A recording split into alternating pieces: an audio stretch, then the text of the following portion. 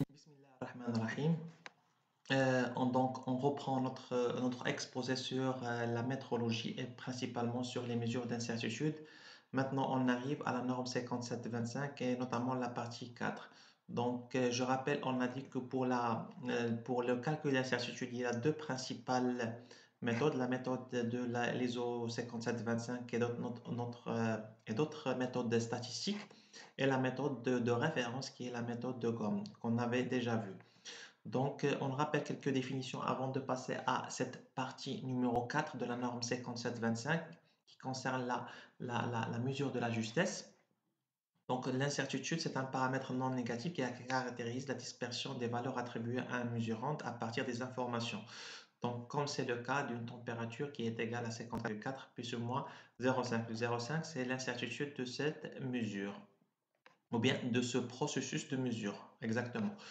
Donc, la norme 5725 parle de la fidélité, il parle de la fidélité. Donc, l'ISO 5725 utilise deux termes, justesse et fidélité, pour décrire l'exactitude d'une méthode de mesure. Donc, l'exactitude contient la justesse et la fidélité. La fidélité, c'est la partie 5725-2 et la partie justesse, c'est la partie -4 qu'on va voir tout de suite.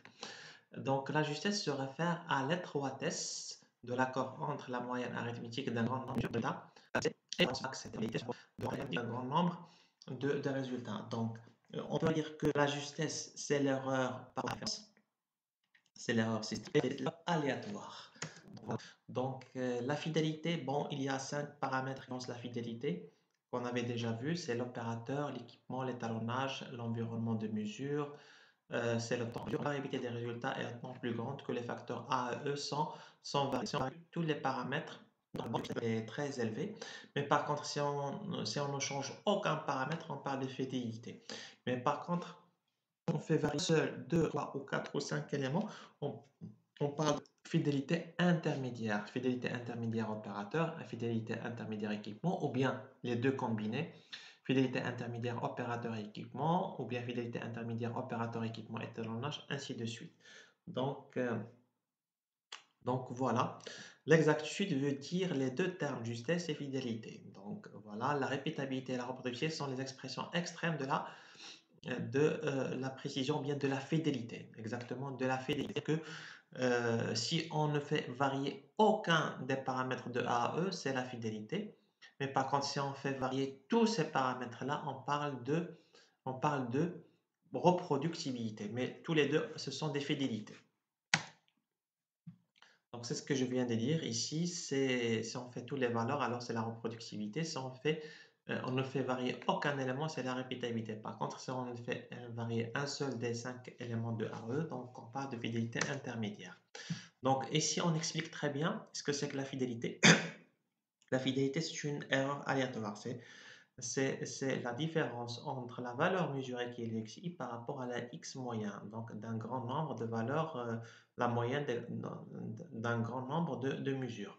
Par contre, l'erreur systématique ou l'erreur de justesse, c'est l'erreur entre la valeur de référence et la moyenne des mesures, la moyenne des mesures. Voilà.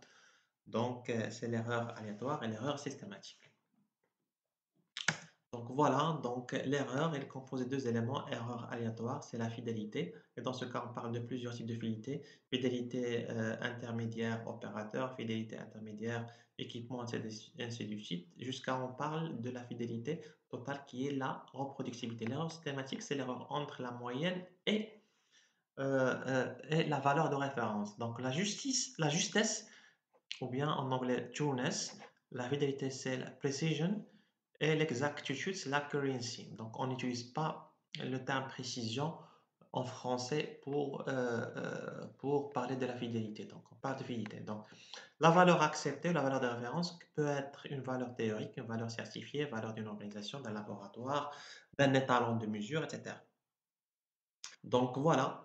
Donc, on va parler dans cette partie-là de l'erreur systématique ou bien l'erreur de justesse.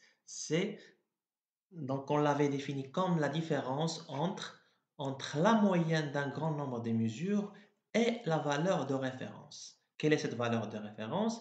C'est La valeur, c'est une valeur théorique, c'est une valeur certifiée, c'est une valeur d'une organisation d'un laboratoire accrédité, d'un laboratoire national ou international donc une valeur de référence, d'un étalon de référence, d'un étalon de travail, etc. Donc c'est ça la justesse. On avait traité dans la norme 5725-2-3 tout ce qui est en relation avec l'erreur aléatoire ou bien l'erreur de fidélité. Maintenant, on va voir la valeur de justesse ou bien l'incertitude liée à la justesse. Donc, deux mesures de la justesse peuvent se présenter selon la norme 5725. Soit biais de la méthode ou bien biais du laboratoire. Le biais de la méthode, c'est l'erreur de la justesse de la méthode et le biais de laboratoire, c'est d'un laboratoire lorsqu'il s'agit d'un seul laboratoire. Mais par contre, lorsqu'il s'agit de plusieurs laboratoires, on parle de biais de la méthode. Voilà, donc on peut définir ici la présente norme, la valeur de référence. Donc, lorsqu'il existe une valeur de référence, celle-là, la valeur vraie ou bien la valeur de référence. À ce moment-là, on peut parler d'erreur de justesse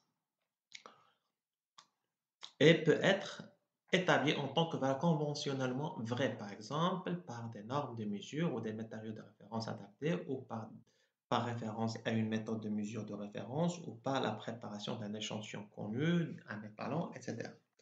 Ainsi, on peut décrire le modèle euh, par l'équation suivante. Y, c'est la valeur, est égal le mu, qui est la moyenne, plus delta. Delta plus E. Avec delta, c'est quoi? Delta plus B. Delta est le biais de la méthode. Voilà. Et E, c'est pour l'erreur aléatoire ou bien l'erreur de fidélité. Par contre, delta, c'est l'erreur de la justesse, qui est la combinaison de ces deux termes-là, qui est le biais de la méthode et la composante laboratoire. Le biais de laboratoire plus le biais de la méthode. Voilà, donc sur ce point-là, on s'arrête et puis on va continuer, Inch'Allah, dans la prochaine vidéo pour continuer de parler de l'erreur de la justesse. Et merci.